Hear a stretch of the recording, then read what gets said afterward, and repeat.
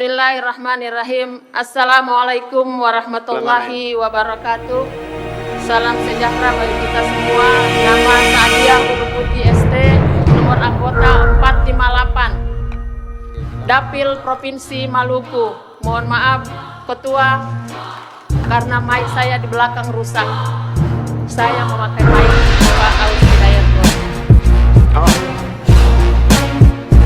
Wilayah Republik Indonesia begitu luas dengan bentuk pulau-pulau. Namun demikian dapat dipersatukan dengan bentuk Negara Kesatuan Republik Indonesia yang dilandasi secara konstitusional dalam pasal 1 ayat 1 Undang-Undang Dasar 1945. Konsekuensi dari negara Indonesia sebagai negara kesatuan yang bercorak negara kepulauan seyogianya berdampak pada legitimasi yuridis formal pada pengaturan lebih lanjut tentang daerah otonom yang berbasis kepulauan. Namun sampai saat ini belum diikuti dengan penjabaran lebih lanjut di tingkat pemerintah daerah.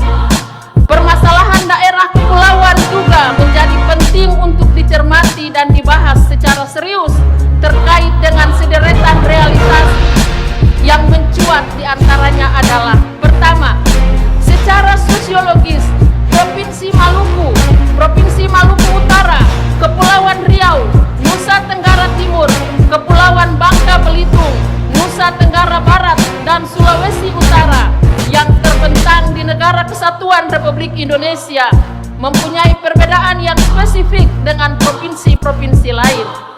Daerah kepulauan secara umum memiliki karakteristik akuatik terestrial, wilayah laut lebih besar dari wilayah darat, yang membedakannya dengan daerah-daerah terestrial maupun terestrial akuatik. Provinsi Maluku yang 92,6% wilayah lautnya, Provinsi Kepulauan Riau 96%, Provinsi Nusa Tenggara Timur 80,8%, Provinsi Kepulauan Bangka Belitung 79,9%, Provinsi Nusa Tenggara Barat 59,13%, Provinsi Sulawesi Utara 95,8%, dan Provinsi Maluku Utara 69%. Karakteristik yang berbeda ini sejatinya diikuti dengan pendekatan model pembangunannya harus berbeda dengan model yang umum. Manajemen administrasi pemerintah haruslah berbasis kepulauan. Pelayanan masyarakat harus diarahkan ke pulau-pulau karena masyarakat di daerah kepulauan hidup pada pulau-pulau yang terisolir. Fenomena empirik yang terlihat secara konkret terkait dengan karakteristik daerah kepulauan di atas.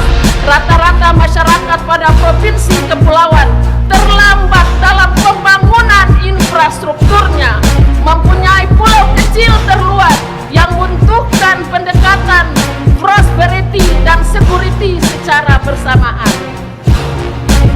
Kedua, alinea keempat, pembukaan Undang-Undang Dasar 1945 terkait dengan tujuan Negara Kesatuan Republik Indonesia melindungi segenap bangsa Indonesia dan seluruh tumpah darah Indonesia, dan untuk memajukan kesejahteraan umum, mencerdaskan kehidupan bangsa, dan ikut melaksanakan ketertiban dunia yang berdasarkan kemerdekaan, perdamaian abadi, dan keadilan sosial.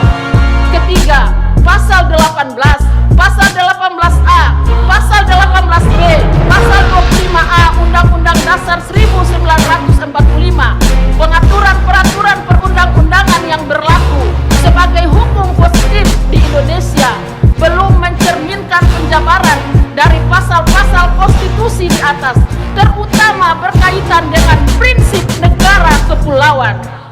Yang keempat, terdapat perbedaan paradigma pengalokasian anggaran negara tentang perimbangan keuangan antara pemerintah pusat dan pemerintah daerah. Ada pandangan yang mengabaikan faktor luas wilayah perairan atau lautan sebagai satu kesatuan wilayah